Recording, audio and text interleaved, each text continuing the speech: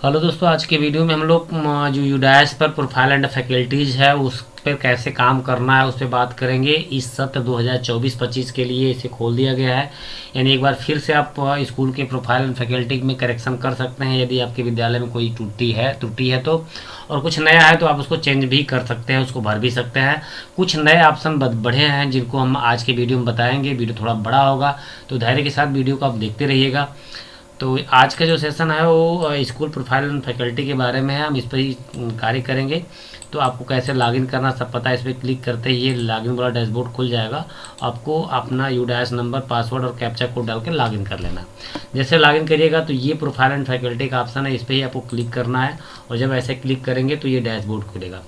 जो सारी चीज़ें जो इंग्लिश में दिया है, आप चाहें तो हिंदी में कर सकते हैं। तो यहाँ पे आप ध्यान दीजिएगा, यहाँ पे हिंदी और इंग्लिश दोनों के ऑप्शन मिलते हैं। यदि आप सारी चीज़ें हिंदी में पढ़ना चाहते हैं तो यहाँ पे हिंदी पे क्लिक कर देंगे और कुछ देर बाद ये सारी चीज़ें हिंदी हो जाएगी।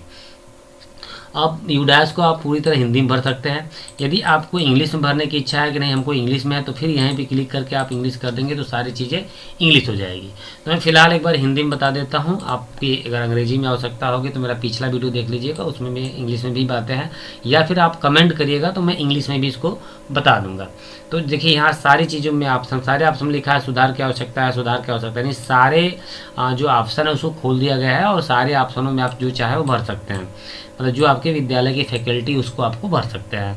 तो पहला ऑप्शन हम यहाँ से शुरू करेंगे, तो हम भरने से पहले इस पर क्लिक करेंगे तो भी ये उस ऑप्शन पर जाएगा हम जहाँ से भरते हैं। तो यहाँ सर्वर डाउन होने की वजह से ये उसको बाहर भेज दिया। हम फिर से लॉगिन कर लेते हैं, तब तक पूछ कर हम फिर से लॉगिन कर ले रहे हैं। फिर से हम प्रोफाइल एंड फैकल्टी पर क्लिक कर दे रहे हैं। तो ये पहले लाइन को आप क्लिक मत करिएगा क्योंकि ये जो है अभी इस पर कुछ खोला नहीं जा रहा है, तो आपको काम यहाँ से करना है। ठीक है, तो यहाँ पे जब स्कूल अदर डिटेल पे क्लिक करते हैं तो इस पे देखिए इस बार खुलेगा, ये लॉग आउट नहीं होगा। यानी उस वाले कॉलम पे आप क्लिक करेंगे तो आप लॉग आउट हो जाएंगे। अभी फिलहाल उस पर कोई ऐसा काम नहीं बनाया गया जिस पर आपके क्लिक करके काम हो सके। चूँकि वीडियो बड़ा है तो मैं जो है थोड़ा से स्लो बताऊँगा। चलिए इंग्लिश वाला ही खुल गया तो इंग्लिश वाले में ही हम दोनों देख लेते हैं, फिर जब आवश्यकता होगी तो हम इसको हिंदी कर लेंगे। या यदि आपको हिंदी ही करना है तो बैक टू डैशबोर्ड पे जाके फिर से चाहे तो आप हिंदी कर सकते हैं। यहाँ पे क्लिक करेंगे, यहाँ हिंदी हो जाएगा। इसके बाद हम जो है दूसरे ऑप्शन भाषा एंड अन्य पे क्लिक करेंगे तो ये हिंदी में हमारा खुलेगा। देखिए ये पूछा है, जो चीज़ें पूछा है पहले से भरा हुआ है। बहुत ज़्यादा जो चीज़ें भरी है मैं उससे बात नहीं करूँगा क्योंकि वीडियो काफ़ी बड़ा हो जाएगा। तो इस वीडियो को आप ध्यान से देखिए, बहुत सी चीज़ें भरी गई। जहाँ जो जैसे भरा है सरकारी स्कूलों के लिए काफ़ी चीज़ें सही हैं। क्या यह शिफ्ट स्कूल है? तो नहीं, हमारे यहाँ कोई शिफ्टिंग स्कूल नहीं है। यह क्या आवासीय विद्यालय है? तो नहीं, ये नॉन रेसिडेंटल विद्यालय है। ऑप्शन 3 ठो देगा जिसमें सरकार जो विद्यालय रेसिडेंटल होते हैं उनके लिए आप रेसिडेंट कर सकते हैं जहाँ आवासीय व्यवस्था होती है। तो चूँकि यहाँ नहीं है तो हम नहीं भरेंगे। आप अपने विद्यालय की स्थिति के अनुसार ही भरिएगा। ये पैराग्राफ जो है वो आपके विद्यालय की स्थिति के लिए है, आप इसको आराम से पढ़ के भर सकते हैं। मैं थोड़ी चीज़ें बता देता हूँ। क्या प्राथमिक स्तर पर अधिकांश विद्यार्थियों को उनकी मातृभाषा में पढ़ाया जाता है या पढ़ाया जाता है? तो यहाँ पे आपको हाँ ही करना है, चाहे आपका विद्यालय किसी भी स्तर का हो। चूँकि प्राथमिक स्तर का जो विद्यालय है उसमें ये चीज़ें हाँ ही रहेगी। ठीक है, आपको इंग्लिश मीडियम भी हो तब भी इसमें आप हाँ ही भरेंगे। क्या स्कूल उच्च प्राथमिक स्तर पर कोई पूर्व व्यावसायिक पाठ्यक्रम प्रदान करता है? तो नहीं, यहाँ पे है, हमारे यहाँ नहीं है तो हम नहीं किए हैं। क्या स्कूल समय के बाद कोई कौशल प्रशिक्षण चलता है? तो भी नहीं है, तो ये भी नहीं किया गया है। और आपके विद्यालय में भी ऐसा नहीं हो सकता है तो आप नहीं कर सकते हैं। नज़दीकी सरकारी या सहायता प्राप्त स्कूलों की दूरी ये बताया गया है। तो इसमें आपको जो है ये दूरी आपको दर्शाना है कि आपके विद्यालय से किसी सरकारी अथवा प्राइवेट विद्यालय की कितनी दूरी है। तो प्राथमिक स्कूल आपके विद्यालय से कितना दूर है? हमारे यहाँ से 1 किलोमीटर दूर है तो हमने 1 किलोमीटर दिखाया। उच्च प्राथमिक विद्यालय भी हमारे यहाँ से 1 किलोमीटर है, उसको भी हमने दिखाया। माध्यमिक स्कूल जो है हमारे ही कैंपस में है इसलिए हम इसको 0 दिखाएँ। और इसके बाद जो है चूँकि हमारा जो कैंपस में है तो हमारे से टाइप नहीं है, वो दूसरे से, इसलिए हम उसको 0 करके दिखाया है। उच्च प्राथमिक स्कूल जूनियर कॉलेज जो है वो जो है 1 किलोमीटर की दूरी पर है इसलिए हमने भरा है। तो आपके विद्यालय से जो दूरियां होगी वो इसमें आप भरेंगे। आप अपने विद्यालय के अनुसार इस चीज़ों को भरेंगे। फिर इधर आ जाइए, क्या स्कूल में सभी मौसम में भी पहुंचने योग्य सड़क है? यानी आपका स्कूल सड़क के किनारे है तो आपको हाँ करना है, अगर नहीं होगा तो नहीं कर सकते हैं। शैक्षणिक दिनों की संख्या, पिछले शैक्षणिक वर्ष में भरना है। इसको विशेष ध्यान दीजिए कि ये जो पूछा है ये 23-24 के लिए पूछा है। यदि 23-24 में आपका विद्यालय 236 दिन चला है तो आप 236 दिन लिखिएगा। इसके लिए अगर सरकारी विद्यालय वाले हैं वो EMDM को देख लें कितने दिन EMDM के लिए खुला है, या फिर शिक्षक की उपस्थिति रजिस्टर पे भी काउंटिंग कर सकते हैं। उसकी सहायता से ही शैक्षणिक वर्ष में कितना खुला है इसको आपको भर देना है। ठीक, इसके बाद आप नीचे चले आए, क्या स्कूल में सतत और व्यापक मूल्यांकन सीसी लागू है? बिल्कुल लागू है, सरकारी स्कूल से यस ही करेंगे। अब करा if CC being implement then, यदि सीसी है तो क्या छात्रों का संचयी रिकॉर्ड रखा जाता है? तो हाँ करना है। यदि हाँ तो छात्रों के संचयी रिकॉर्ड को उनके माता पिता के साथ साझा किया जाता है, तो इसको भी आपको हाँ करना है। ये सरकारी स्कूलों के लिए बिल्कुल अनिवार्य है। प्राइवेट स्कूल वालों में अगर लागू होता है तो हाँ करेंगे, नहीं लागू होता तो नहीं करेंगे। इसके बाद जमा और करें और अपडेट, बीच वाले पर आपको पहले क्लिक करना है। ठीक है, मैं चूँकि अभी यहाँ अपडेट नहीं कर रहा हूँ, सिर्फ आपको समझाने के लिए बना रहा हूँ, इसमें मैं अगला पर क्लिक करूँगा, आपको बीच वाले पर क्लिक करना है। ठीक है, ये दूसरा पैराग्राफ है। इसमें पूछा है कि केवल सरकारी और सरकारी संस्था सहायता प्राप्त विद्यालय के लिए है। तो यदि आप प्राइवेट विद्यालय वाले तो यहाँ आपको कुछ नहीं भरना है, सीधे नो करके आगे निकल जाना है। लेकिन सरकारी विद्यालय है और आपके विद्यालय में आंगनबाड़ी का कैंपस है तो आपको वहाँ करना है। वहाँ के कोड पूछा जाएगा, कोड और लड़कों की संख्या आपको भरना है यहाँ पे। तो अपने आंगनबाड़ी केंद्र से आप बात कर लीजिएगा, वहाँ कितने लड़के और कितनी लड़कियाँ हैं इसको आपको भरना है। ठीक है, यदि आपके यहाँ आंगनबाड़ी केंद्र चलता है तब। फिर ये पूछा है क्या बाल वाटिका सह स्थित आंगनबाड़ी स्कूल में प्रारंभ की जा रही है? तो इसको भी हाँ करना है अगर आंगनबाड़ी केंद्र है तो। क्या कोई स्कूल से बाहर वाले बच्चे स्कूल में नामांकित हैं और तो उन्हें विशेष प्रशिक्षण ले रहे हैं? तो नहीं, क्योंकि हमारे यहाँ नहीं है तो हमने नहीं कर लिया। यदि हाँ तो उसका आपको ब्यौरा देना होगा, क्योंकि हमारे यहाँ है ही नहीं तो हमने नहीं दिया है। यदि आपके यहाँ तो आप इसका ब्यौरा जो है आपको यहाँ देना होगा। जैसे वर्तमान में उसकी उपचारात्मक क्या व्यवस्था है, शिक्षा में सुधार, वृद्धि और कक्षाओं में भाग लेने वाले छात्रों की संख्या। ठीक है, तो ये पॉइंट है। यदि हाँ कर रहे हैं तो इसका अलग पॉइंट है। यहाँ जब हाँ करेंगे तो ये ऑप्शन आएगा। ठीक है, लेकिन यहाँ भरना है, यहाँ वर्तमान वर्ष में उपचारात्मक शिक्षा रेमेडियल टीचिंग ले रहे विद्यार्थियों की संख्या। देखिए ये सबको भरना है, इससे कोई मतलब नहीं। यदि आपके विद्यालय में जितने बच्चे जो है रेमेडियल टीचिंग कर रहे हैं उनकी संख्या आपको यहाँ भरना है 10, 20, 50। अच्छा, रेमेडियल टीचिंग जो है वो खास करके कक्षा 1 और कक्षा 6 के बच्चों को दी जाती है, तो उनकी जो संख्या होगी आपको यहाँ भर देना है। शिक्षा में सुधार, वृद्धि, लर्निंग इन्हेंसमेंट के लिए कक्षाओं में भाग लेने वाले छात्रों की संख्या, तो उनके संख्या आपको यहाँ डाल देना है। उसके बाद गत शैक्षणिक वर्ष के दौरान स्कूल में जो दौरा किया गया उसका ब्यौरा आपको डालना है। ये काफ़ी इंपॉर्टेंट है। शैक्षणिक निरीक्षकों की संख्या, टोटल जो है शैक्षणिक कितने निरीक्षण हुए हैं उनकी संख्या आपको भरना है। CRC हेड समन्वय द्वारा कितनी हुई है? CRC हेड में जो आपके ये ARP लोग होते हैं वो भी आ जाते हैं और जो संकुल हैं वो भी आ जाते हैं। CRC का मतलब होता है आपका क्लस्टर रिसोर्स सेंटर है। तो जितने ये संकुल आएंगे वो इसमें आएंगे, और संकुल अगर आप यहाँ दौरा किए हैं तो आप इसमें भर सकते हैं। खंड शिक्षा अधिकारी BRC और BO द्वारा जो दौरा किया गया है इसमें भी ARP वाला भर सकते हैं, चूँकि इसमें ARP नहीं भरेंगे आप, ARP वाला इसमें भरेंगे। ARP और खंड शिक्षा अधिकारी का जितना दौरा हुआ है उसमें आप इसमें भरेंगे। और जिला स्तरीय कोई टीम यदि आई है तो उसका ब्यौरा यहाँ पे आपको डालना है कि साल भर में कितनी बार जाँच हुई है। और जो खंड शिक्षा अधिकारी वाला तो समझ लीजिए कम से कम 11 बार आपको डालना है। सरकारी स्कूल है, क्योंकि हर महीने जो है लगभग DCF भरने के लिए साहब आपके यहाँ आते ही होंगे। ठीक है, क्या RTE मानदंडों के अनुसार स्कूल प्रबंध समिति SMC का गठन किया? तो सरकारी स्कूल हाँ करेंगे, क्योंकि SMC का गठन सरकारी स्कूल में होता है। प्राइवेट स्कूल में अगर होता होगा तो कर सकते हैं। ठीक है, अब नहीं कर देंगे तो कोई आवश्यकता नहीं। क्या समग्र शिक्षा दिशा निर्देशों के अनुसार स्कूल का विकास एवं प्रबंध समिति का गठन किया गया? तो यहाँ भी आपको हाँ करना है। ठीक है, ले नहीं रहा है क्योंकि इसमें हाँ है। यदि क और ख हाँ है तो, यदि यहाँ पे ये ऑप्शन अभी खुल नहीं रहा है, क्योंकि नहीं ले रहा है तो आपको कुछ करने की ज़रूरत नहीं है। नहीं तो यहाँ भी आप कर सकते हैं। तो यहाँ पर कुछ नहीं करना है। पूछ रहा है कि यदि क और या ख, यानी क और ख में से एक काम को आपको हाँ करना। अगर यहाँ पे हम ना करते हैं, यहाँ पे मैं ना करता तो हो सकता है कि ये वाला ऑप्शन खुल जाता, तो नहीं, अभी भी नहीं खुल रहा है। तो यहाँ पे हाँ हुआ है, तो यहाँ पे पूछेगा जो उसका उत्तर देना है। इसका उत्तर आपको यहाँ देना है कि पिछले शैक्षणिक वर्ष में आयोजित SMCDC बैठकों की संख्या कितनी हुई है? तो SMC की बैठकों की संख्या कम से कम 11 आपको दिखाना। हर माह एक तो बैठक अनिवार्य है, उससे ज़्यादा आपकी हो सकती है। क्या SMDC ने स्कूल विकास योजना तैयार की गई है? तो ये हाँ होगा भाई। और यदि हाँ तो किस वर्ष की गई है? देखिए इसका उल्लेख तो हर वर्ष आपको जो है इस विकास के लिए, स्कूल विकास के हिसाब से आप करेंट ईयर को डाल सकते हैं कि हाँ इस साल भी हम लोगों ने विकास की योजना बनाई है। ठीक है, बाकी आपके यहाँ अगर इस साल नहीं हुआ तो पिछले साल से कर सकते हैं। और ये क्या स्कूल निर्माण समिति का गठन हुआ है, तो हाँ जितना इसमें हाँ दिखाया गया है आप समझ लीजिए बिल्कुल वो सही है, और आपके यहाँ हाँ होगा अगर आपके सरकारी स्कूल है तो, और प्राइवेट स्कूलों वाले इसको आप पढ़ लीजिएगा, अपने अनुसार इसको भर दीजिएगा।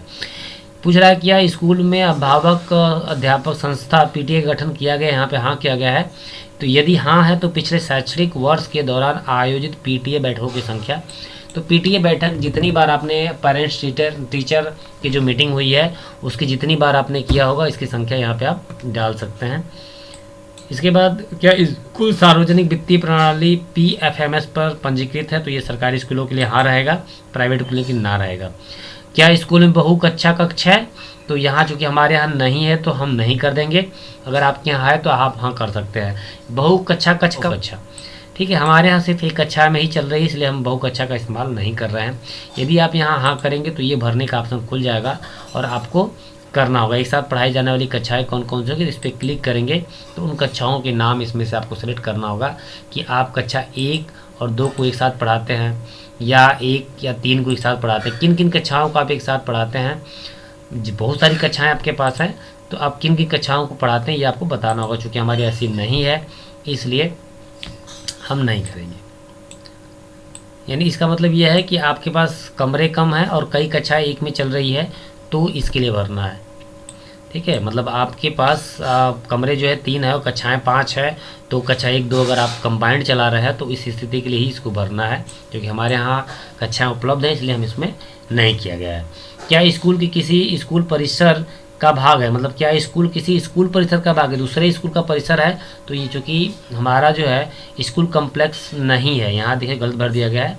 क्या स्कूल किसी स्कूल परिसर का भाग है, इसलिए बताया क्योंकि हमारे स्कूल परिसर में कई स्कूल हैं इसलिए दिखाया गया होगा, लेकिन ऐसा नहीं है तो यहाँ हम नहीं कर सकते हैं। क्या स्कूल या स्कूल परिसर के लिए एक हब स्कूल है, तो ये नहीं है, हमारे यहाँ नहीं है। बाकी कुछ वैसे स्कूल होते हैं जिसमें 1 से लेके B.Ed BTC तक के स्कूल होते हैं तो वो कर सकते हैं इसको।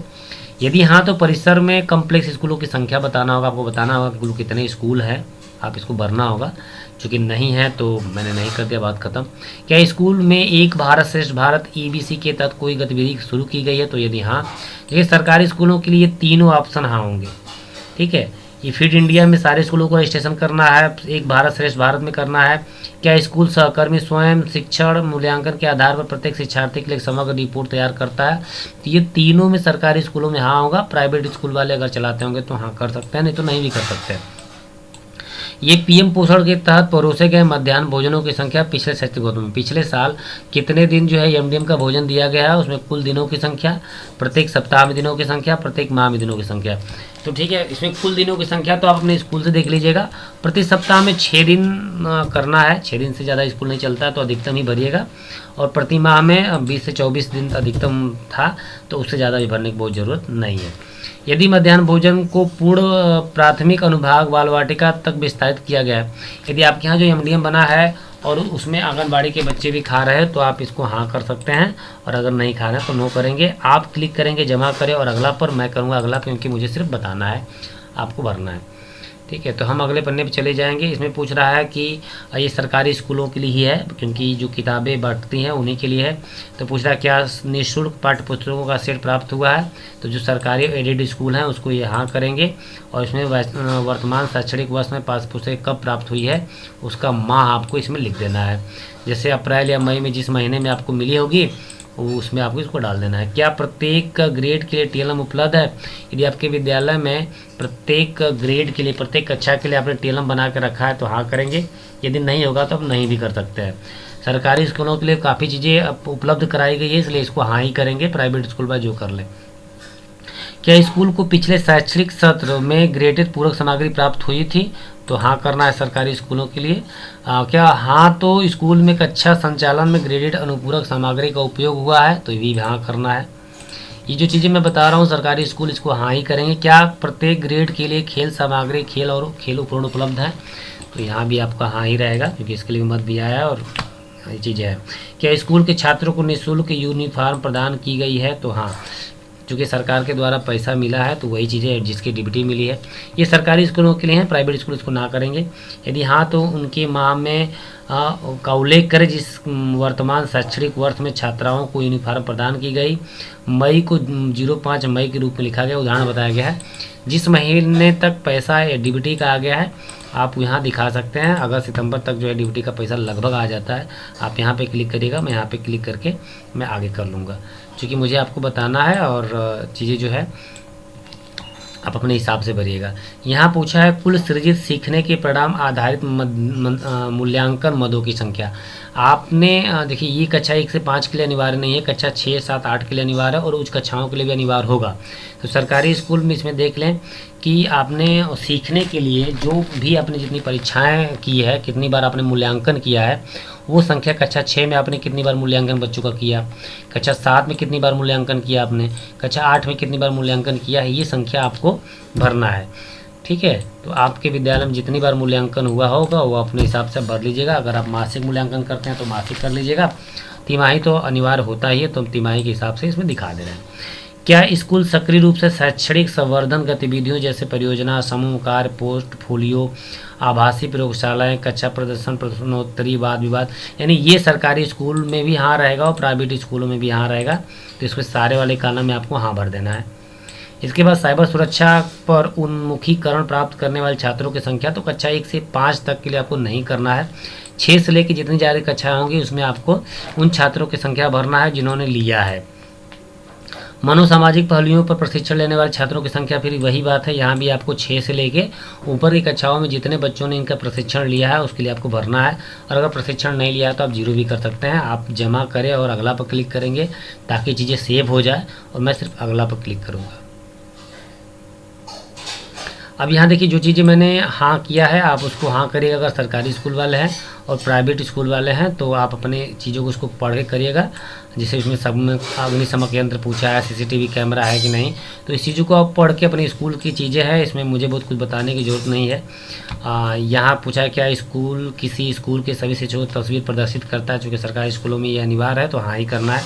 हमारे यहाँ इलेक्ट्रिक रूप से बायोमेट्रिक हो गया है, मतलब जो उपस्थिति है वो बच्चों का और हमारा मतलब टीचरों का इलेक्ट्रिक हो गया है। तो ये सरकारी स्कूलों के लिए, प्राइवेट वाले उपस्थित लेखा भी कर सकते हैं और एडेड स्कूल वाले बायोमेट्रिक भी कर सकते हैं।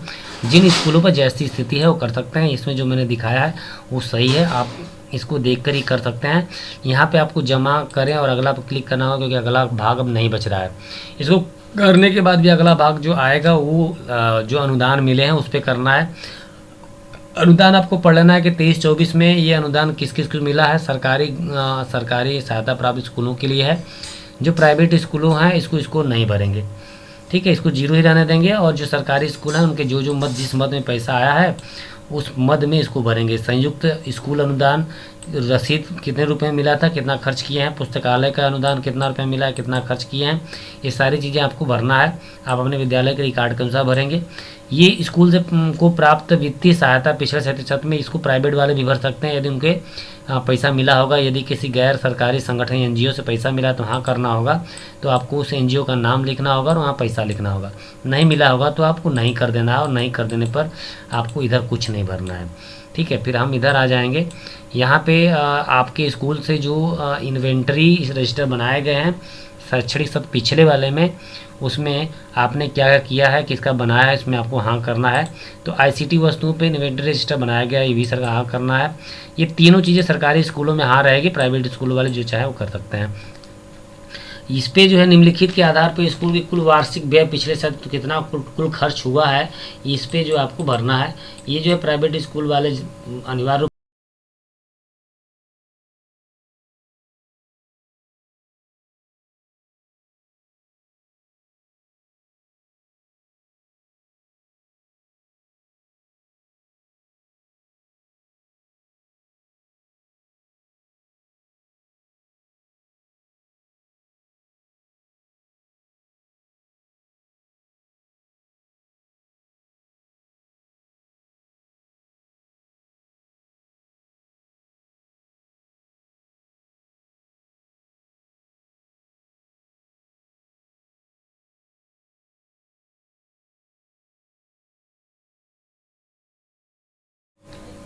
यहाँ जो चीज़ें हैं वो मेरे विद्यालय के अनुसार है, आप चाहें तो इसको देख सकते हैं। कुछ चीज़ें यहाँ छुट्टी है।